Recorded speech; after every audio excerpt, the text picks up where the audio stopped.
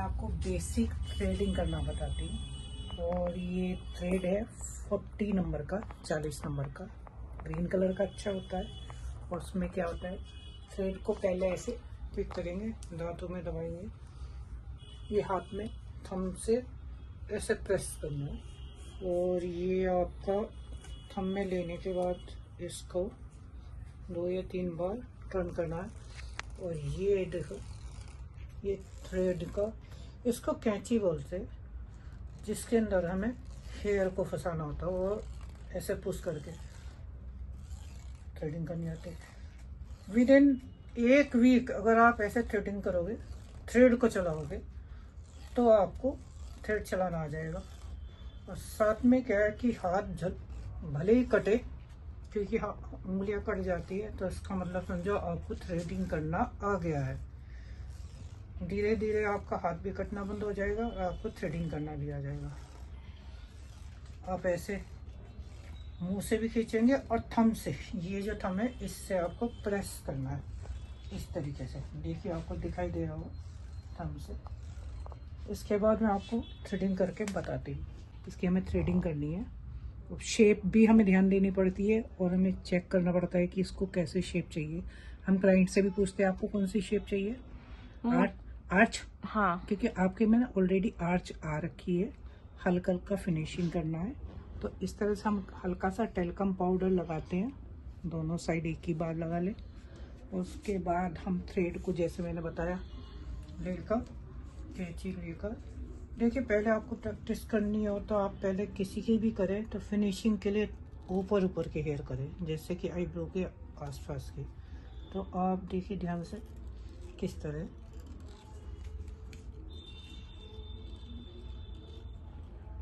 किसी की भी आईब्रोज जल्दी से ना छेड़ें, आसपास से क्लीन करें। धीरे धीरे जैसे आपको समझ में आने लगे तो आप शेप देना स्टार्ट करें, और बीच में दिखा भी ले कि भाई शेप कैसी है। उसके बाद सेंटर का,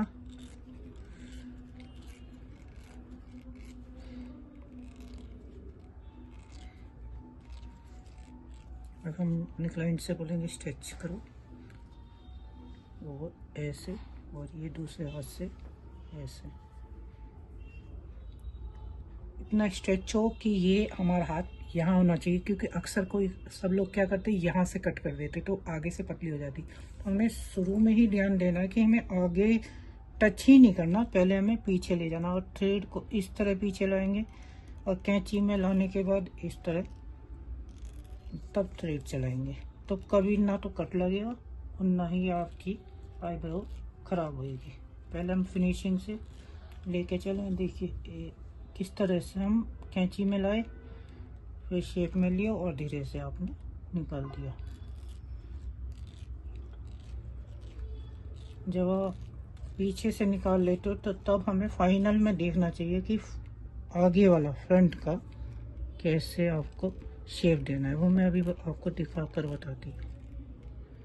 और ये भी ध्यान देना, कुछ लोग क्या करते हैं, पीछे की कट लगा देते हैं और आईब्रोज छोटी हो जाती है। तो कभी भी पीछे आप ऐसे लेंगे, कंघी करेंगे, थोड़ी सी हम कंघी भी कर सकते हैं, फिर ऐसे देखकर और उसे छांटेंगे, क्लीन करके आप ये लास्ट का एज ना कभी भी नहीं कट करना चाहिए। इससे आईब्रोज छोटी हो जाती है, चाइनीज लगने लगता है।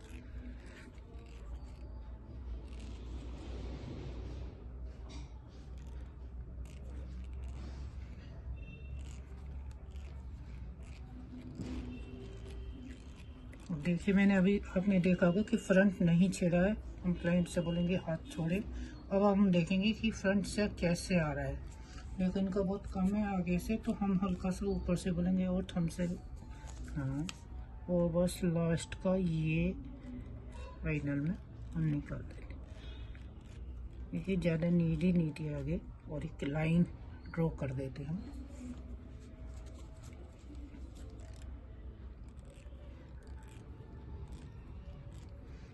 और इसी तरह सेंटर का भी हमें यहीं से निकाल लेना चाहिए, क्योंकि हम जब बीच से ऊपर और नीचे से निकालते हैं तो साइड के ये निकल जाते हैं, जिससे कि आपके आईब्रोज में गैप आ जाता है। तो गैप ना आए उसके लिए आप यहीं से फ्रंट से ही कर दें। अब देखिए, आप फाइनल देखना, ये इसका लुक आया।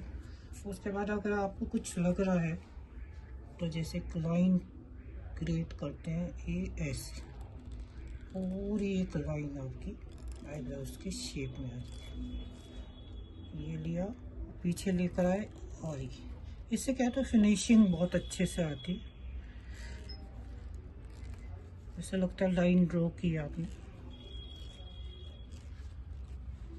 ये इसका फाइनल लुक है। अब आप लास्ट में देखिए डिफरेंस कि आईब्रोज की शेप में कितना फर्क आया है। इसमें शेप आ गई है और इसमें शेप नहीं है। उसके बाद भी अगर क्लाइंट आपको बोल रहा है कि मुझे और थिन चाहिए या और आर्च चाहिए तो हम एक लाइन और निकाल सकते हैं, पर ऑलरेडी बहुत लाइट है तो हम कोशिश करो कि ना निकाले। अगर इंटरेस्टेड है क्लाइंट कि हमारी एक लाइन और निकालो तो हम एक लाइन और निकाल सकते हैं। या कुछ बोलते हैं कि हमें बहुत आर्च चाहिए तो सेंटर से हम एक लाइन यहाँ से निकाल देते हैं 20 से। पर ये हमें थ्रेड को रख के ध्यान देना पड़ता है कि हमें कितनी निकालनी है कितनी नहीं।